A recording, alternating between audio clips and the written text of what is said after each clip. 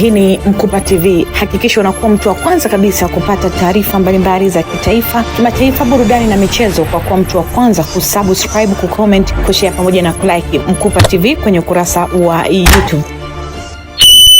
Kwa majina naitwa James Emmanuel Madege, mwenyekiti wa chama cha akiba na mikopo Amkeni SACCOS, inapatikana jiji la Mbeya. Kama chama kilivyojitambulisha ni cha akiba na mikopo, kuweka na kukopa. Kwa tunafanya biashara ya kupesa fedha kwa wajasiriamali wadogo na wakati.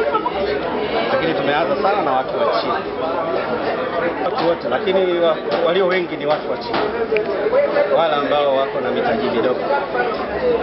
Na tunapanda taratibu kwa sababu walioko wadogo sasa wanakuwa na chama kinakuwa. Chama 281.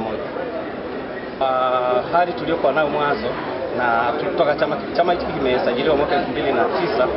Leo tunazungumza 2026, tuna miaka mingi. Kwa hiyo kichukua tulivyoanza na tulivyo sasa, tumekuwa sana, kwa sababu ukiangalia ujasiriamali wetu, mtaji wetu sisi tumeanza na milioni 4.5. Leo ninapozungumza tuna zaidi ya bilioni 3. Maana ya bima na mali na chama. Ni mikopo. Na mikopo tunayo ya aina nyingi. Tuna mikopo ya aina nyingi, kwa maana ya mikopo ya biashara, mazao, kilimo, elimu na vyombo vya usafiri, kwa maana vyombo vya moto. Kwa watu wa chini, kwa miaka tulioanza 2008 tulikuwa tunaweza kupata mikopo kwenye mabenki kutokana na sifa zile walizoainisha, kwa maana ya kuwa na mali sio hamshika au viwanja vyenye hati. Kwa wajasiriamali wa chini, mtu anayeanzisha biashara ndogo, hivi vitu anakuwa hana. Sasa sisi tukaamua tujiunganishe nguvu ya pamoja, tuanzishe ushirika ili tuweze kukopeshana wenyewe kwa dhamana zile ambazo sisi tunafahamu, na ndio maana ushirika ni watu wanaofahamiana. Nane ni mwaka wa pili kutoka unafanyika maana kitaifa Dodoma. Tumekuja mwaka jana tulikuwepo, na sasa tumekuja tena. Ni kwa sababu ya kujitangaza, watu watujue tunafanya shughuli gani na tuko wapi. Biashara yetu ni ile ile ya kukopesha fedha, na ndio maana tunakuja huku ili kutengeneza network na watu wengine wajue, kwa sababu kuna watu wako huku lakini hawajui tunafanya shughuli gani. Kwa hiyo tukija huku tunakutana na wadau wa aina mbalimbali, tunafanya nao mahojiano na kujua shughuli zao, kwa sababu sisi tunakopesha fedha.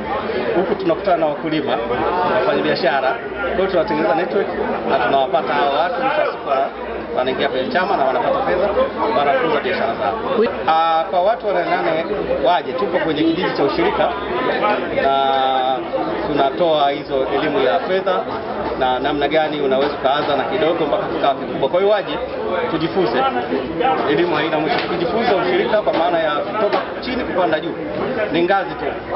Ukipata hayo unaweza kupata. Kwa hiyo ukijifungia huwezi kujua, lakini ukitoka ukaja huku kukutana na ushauri na kufanya nini. Sasa tunahitaji sana vijana wako wengi na hawana kazi, lakini wanaweza kupata mitaji kupitia ushirika.